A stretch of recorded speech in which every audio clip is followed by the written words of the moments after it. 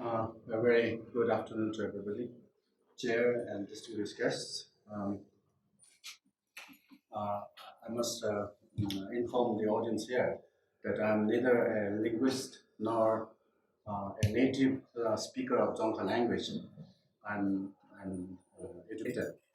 Uh, and this afternoon, um, having to speak in between two recognized scholars, my situation could be compared to a potato waste between two stones.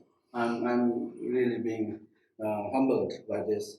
Nevertheless, I'll try my best to speak out on Dzongkha opportunities and challenges. It will be basically a glossary of my observation on what I see, the situation of Dzongkha. By way of introduction, uh, as you know, Bhutan's unique culture is largely influenced by Buddhism, while the Drukpa Kagyu and the Nyingma tradition are the main Buddhist schools. In northern and eastern Bhutan, the southern Bhutanese are mainly Hindus.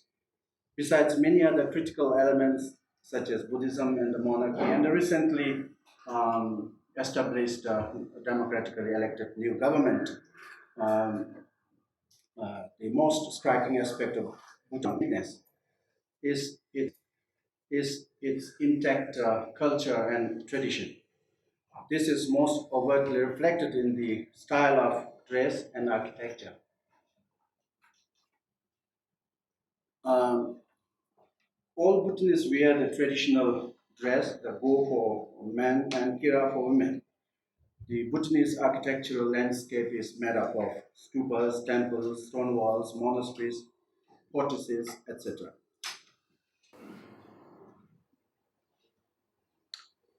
Despite the small size of the country, Bhutan has 19 vernacular languages. If I may quote Professor George Wendell, who is here, uh, spoken in different parts of the country.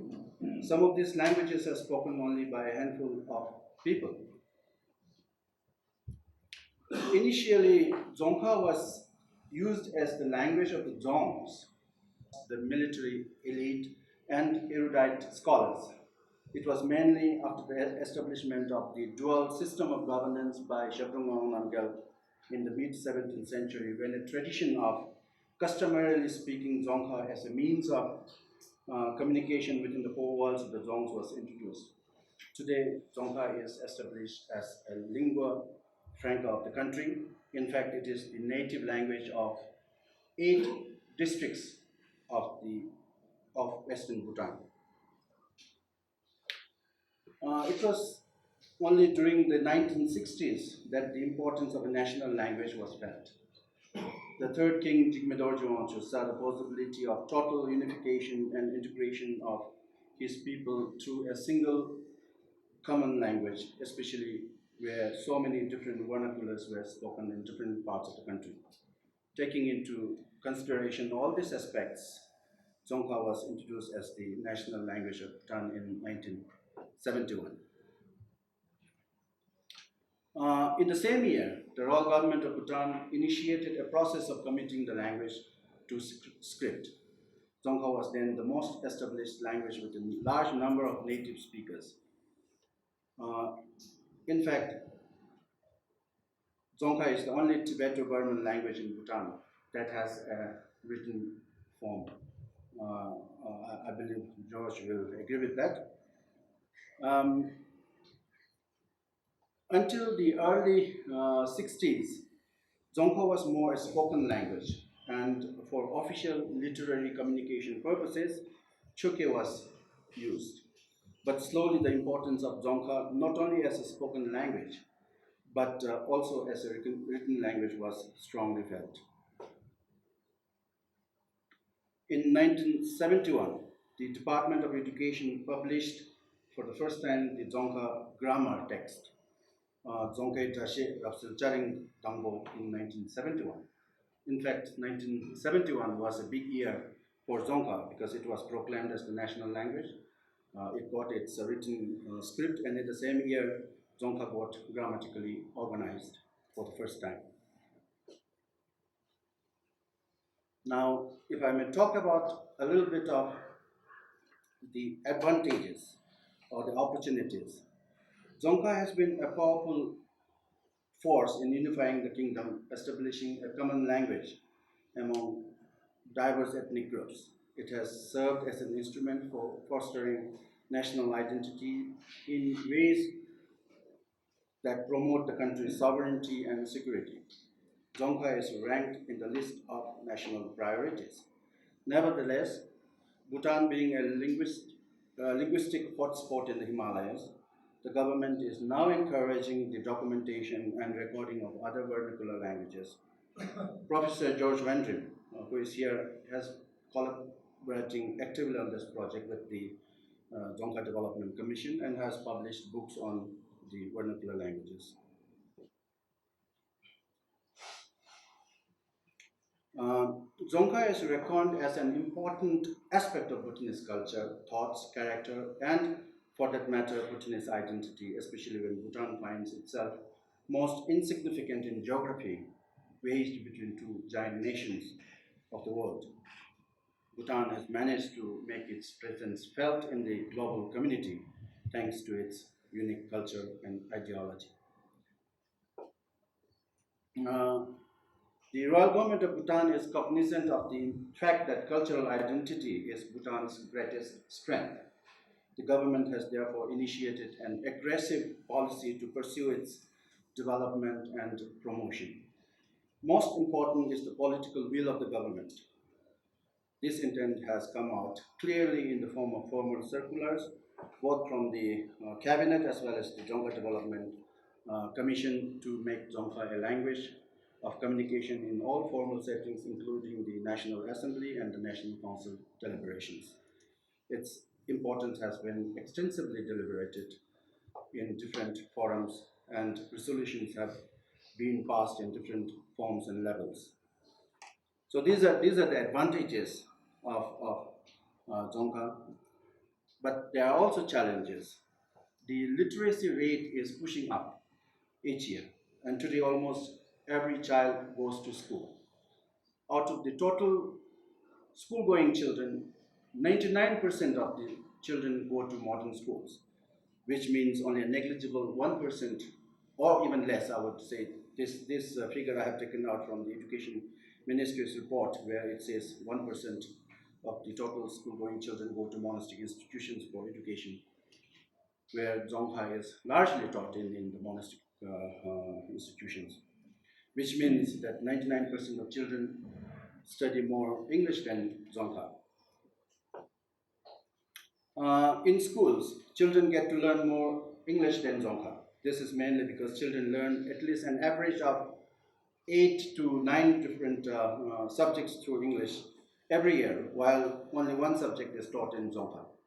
Moreover, the Dzongkha teachers lack the pedagogy and the pedagogical instruments, tools to teach Dzongkha as a language.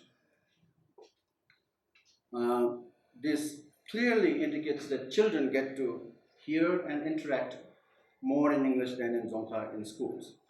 School curriculum is largely dominated by subjects that are taught in English. So their Dzongkha competence is largely compromised. By the time they graduate out of the school system, many students fail to acquire the basic required competence. Um, except the institute, if you look at even at the tertiary level education, except the Institute of Language and Cultural Studies, which is one of the colleges of the Royal University of Bhutan, the domain of the rest of the colleges is basically non-Dzongkha programs. The rest of the students don't get to study Dzongkha as a major. So the number of people pursuing Dzongkha studies is not growing as compared to other forms of studies. As a result, Bhutanese are becoming more and more English literate, thus increasing the population base of this branch. Then another challenge is that given the choice, graduates in Bhutan do not want to take up the teaching profession. I think this maybe elsewhere also this could be a problem. For most graduates, teaching is their last option, at least in Bhutan. Many would opt for jobs that are more administrative in nature than teaching. So is the case with Dzongkha graduates, whose number is already insignificant and negligible. So there is acute shortage of Dzongkha teachers. And I'm told in some schools, Dzongkha is taught by general teachers who have limited Dzongkha background. Now, another angle to popularize a language largely depends on the general perception of the people. The orthographic structure of Dzongkha in Turkey, as we very well know, is very unique and complex. More time is required to study the different characters and their orthographic role in a particular word to portray a complete meaning. But ironically, the school timetable does not allow teaching learning to happen in a manner that is actually required for teaching Dzongkha. Finding Children find it hard to understand, and therefore the notion of difficulty is created in the minds of the people. Moreover, Dzongkha terminologies are limited, and people are not able to express freely in Dzongkha, especially in an international context, which demands English skills. Dzongkha terminologies are inadequate beyond traditional contexts. Therefore, some people feel that Dzongkha is an outdated language which is not fit for the 21st century. For some English literate Bhutanese, Dzongkha is best known by their incompetence. Some people proudly admit their incompetence in Dzongkha as if it's a status commodity. High self-esteem is associated with English language, and on the contrary, Dzongkha literacy is considered insignificant. Owing to this notion of social status, there are people who deem to be proud for not having the basic competence in Dzongkha. This has pushed Dzongkha to the periphery, making it comparatively less glamorous, lucrative, and fashionable. This has also resulted a sense of withdrawal in many young Bhutanese from studying Dzongkha as a major subject in the colleges. Followed are some paradoxical dilemmas. Bhutan has got a very aggressive policy, language policy. There is a strong political will, but the meeting point between what is deemed and what is being implemented and practiced is almost a far removed reality. In fact, it is in many ways a paradoxical dilemma, as I said, in its culture. Strong political will is manifested in the form of aggressive policies. But how do we make these policies work without compromising with other subjects is something that Bhutan has not able to strategize so far. Schools and colleges. Uh, Schools are the sources of imparting Dzongkha language skills, and colleges are refineries and enhancement centers. But the schools have their plates already full with so many subject areas, and so are the colleges with their own area of specialization. So that's another dilemma. Again, as I said, schools are in dire need of Dzongkha language teachers. Despite a great deal of demand, there is no supply. Not many want to join the teaching profession, let alone the teaching of Dzongkha. The fourth dilemma is the unemployment problem is increasing, yet vacancies are never filled. It is perhaps a dilemma that suggests Dzongkha will lose the battle at the end. While Bhutan's employment problem has gone up to almost 2.5%, teacher shortage, on the other hand, is a serious impinging problem in schools that the Ministry of Education has been facing.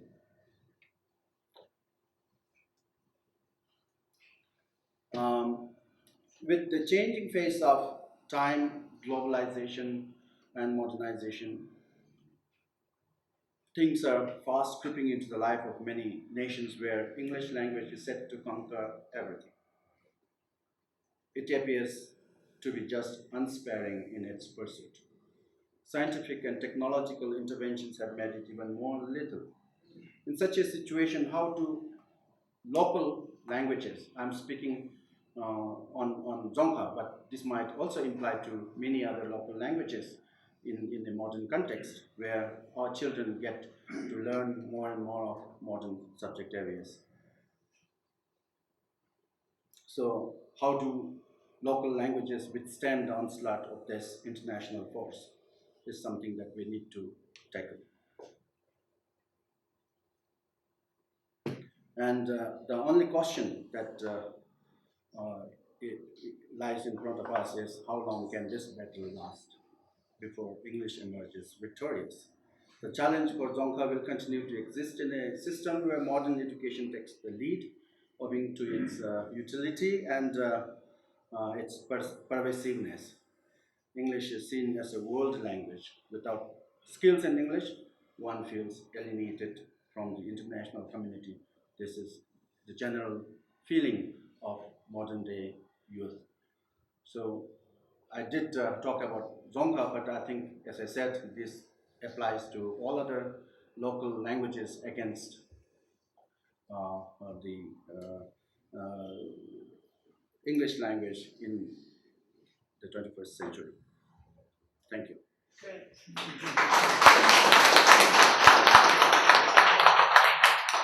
Thank you very much for a very enlightening paper on Dzongkha language. I think that anybody here in Sikkim can see a lot of parallels with Dzongkha here and all the problems people are facing here, not only with Dzongkha but also with Lepcha and Limbu and other languages, local languages. Very, very similar situation, but especially with Dzongkha because there's also the question of the script, which is facing a similar problem.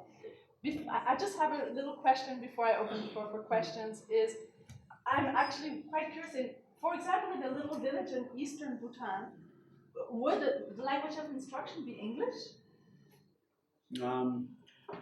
Well, till class 3, till pre-primary to standard year 3, yeah. Children are taught in Dzongkha. And in some cases, children are taught in their mother tongue till class 3. From class 3 onwards, then English and Dzongkha comes into the picture very strong. And you have enough teachers who actually can teach in English? Yes. Well, teaching profession has not been a very forthcoming sort of thing. Yeah.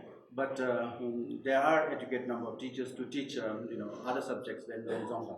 Dzongkha teachers has been a serious problem, a good shortage. Yes. Okay. It will be very interesting in the next panel in the same room here after tea. There will be a discussion about these problems. We have some some young butchers here who will also talk about the Dzongkha problems, and I think it will be very interesting to have some exchange also with Limbu and Lepcha. But for the time being, are there any questions? To this. From my own personal feeling, there was this bias for English and against Dzongkha and other traditional Bhutanese languages in the past. But since the process of democracy took off, and with the new regulation that all the political transactions must happen in Dzongkha, hasn't the status of Dzongkha elevated? And isn't there also actually much more interest now, even among the elites, who otherwise would have liked showing off their English, now go into Dzongkha because that's the only medium in which they can succeed as politicians? Hasn't that actually given a drastic twist to the whole approach towards Dzongkha? Well, it angles to it. I think the very fact that the National Assembly decided that Dzongkha be the medium of communication in the formal settings, I think now, because they were put on to task to speak in Dzongkha, people found it difficult to really, express modern, context in language, as I was saying. Dzongkha has got adequate terminologies when it comes to cultural and traditional context, but when it goes beyond it, Dzongkha is very limited, and there people are stuck. But on the other hand, there is this rule, this resolution of the assembly that everybody has to speak. So that has created some kind of a difficulty, the notion of difficulty in considering Dzongkha to be the language of communication. Dzongkha 이게 담가 니가 가가 찍어요. 이게 안 가가 찍잖아요. 근데 까대야 찍지. 다들 이게 담가 니가 가가 줘나. 그래서 낭비 리중 지어요. 간주 드릴래 한 더야 지어야 말이야. 그래 아주 폰에 딱 넣다 가가 찍 조정야 못하게 봐. 다들 트레이닝 아주 송금지 되는 시부지어라. 간주 송금을 좀 간주 뒤쪽 다시 들어야 야야 말 거죠. 야서 지기가 정말은 네 메인가 사가지 그래요. 그러면 시작이요. 익수 가가래. 익수 간저 두비기 디 조익세로. 다디 디지기요래. 이내 디 간저기 시샤사디 초게랑래. 이내 간저데 초게 나오나 perna ta dugi khal kela ta ji ta relji se yo dilla ta dugi khana kena na di gi se ro ina di begi daning disul ji siba ina gi sen tengi yo ta dende ki khabar cham yore ma to danda choge na la yodegen dakcha thotong di jura chune ta yo ma le chikpare disum namja dang din susum ta ki gongden 나만 저때 조용. 나이 구조상이나 그냥 보드나 보드나 보드나 미고를 봐. 아까자 하고 선생님 가고 세상가다 가고 근데 갑고잖아 바오상가다 가고 근데 파와 고고제 탑저 이만지도 와. 근데 이래야 나오 가고 근데 저세 보시고 망고지도 와. 근데 독들가 내가 독자는 미시기를 대로 가래도 지도 수도 저게 자치가 배제당이 도와. 근데 독자는 매를 도야지 독지야로. 근데 니독자는 너무 탑독자는 나지. 독과제는 도세. 독자들은 나지. 독하나는 dak차카카가 여봐 시부 용에도 와. 다가나지 애네 뒤수에 걸에 다제니 나래야 시부지가가 쳐보지도 와. 다나 제바보다 무슨 때에 자와 제바보다 무슨 말을 자와 아니 지금 당신이 값소야 자와 문제지 광고지도 와 델리지에 종편나는 전화 그리지 저 차라를 봐 다다 저기 철시 요하네 봐 야한테 많이 봐 간디나야 델리지 난수 tikdo yo la da tikdo cham nansu de teba jayo le kena khangba drup se yo la bausa kata karata drup da duke na lina drupni nijaji jagi yo la de bausa kata karata jashi drupa sa drup ina de drup sarse de tikdo jagi yo de mato de dakcha soso chi tembe che yo la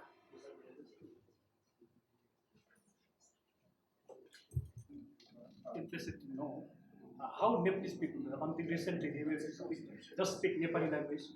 How do react now with this Dzongkha? They already learned Dzongkha? Yes. Speak. Yes, we call them Hosamas because they live in the southern part of the country.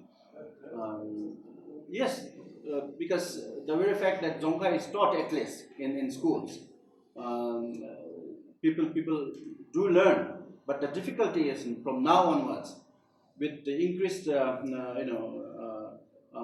improved competency level in English, how can Dzongkha withstand parallel to the pace that English is making? That's the question in point.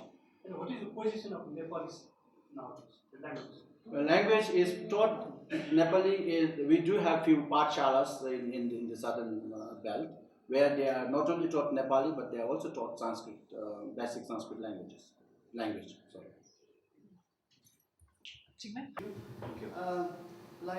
You started with done unique culture. That's why you are doing well today. Recognized. Thank you. And thinking of that culture, your language. Now, I'm born in Sikkim, independent Sikkim. After we became part of India, with that the system of education, like you, because our Chogyal and they thought if we start Sikkimese, that would compromise Dharma, Chogyal. So, that was the problem. And generally, I feel yes. And school, we have to do this compulsory Tibetan. And it was, of course, easy. Like you were pointing out, this script that you need more time for children to learn. And those days when I think there were less subjects to learn, and we had more time to play that way, enough time was given to learn language. And I thought over a period of time I was okay in Tibetan. Now I've forgotten, but still somewhere there.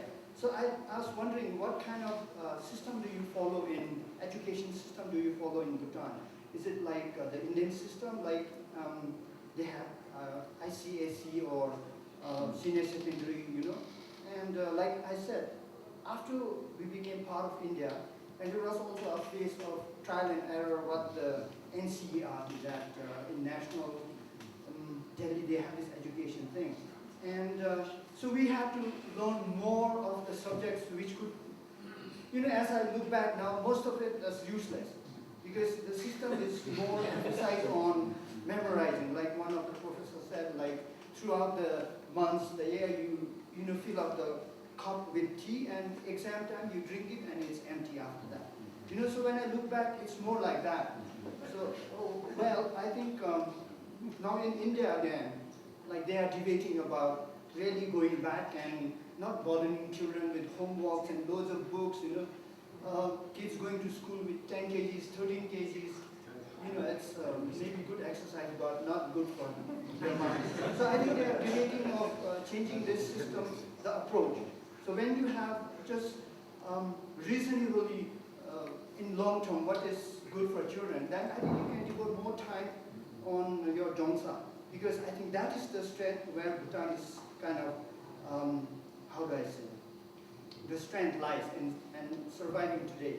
And so my humble submission is like, if you could, here, we are a lost case in terms of Dzongkha because, frankly speaking, we say be, and in Tibetan, how do you write be?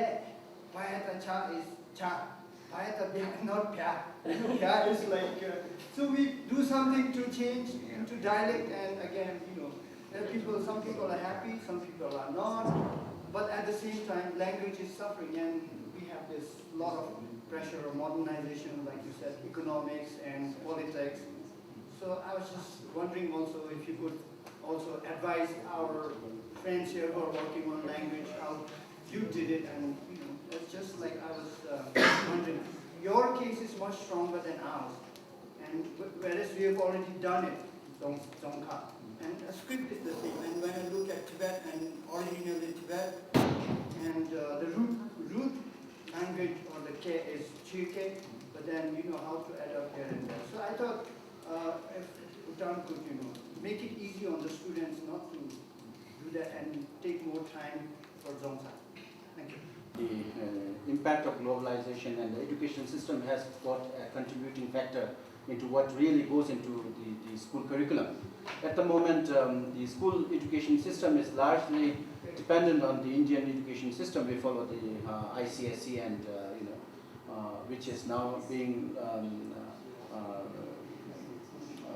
bifurcated from the Indian system. But nevertheless, I think at the end of the day, when our graduates who go to India with what we proclaim that's best for Bhutan, it's again difficult to get a place to pursue their higher education, and even to the extent that even somebody has to go to the West to pursue studies. Again, they look at the content which is more English driven. You cannot.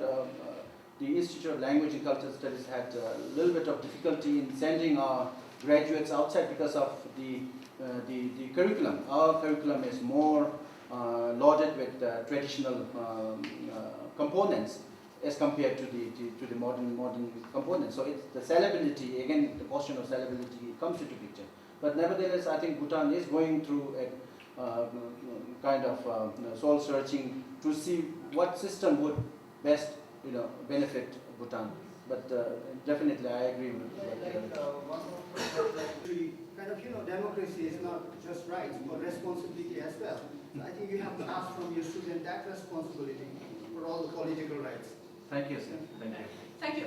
In the next panel after tea, we have one more paper. There will be tea, and after that we can gather again and debate all these issues of languages between Dzongkha, Dzongkha, Limbu, and Lepcha.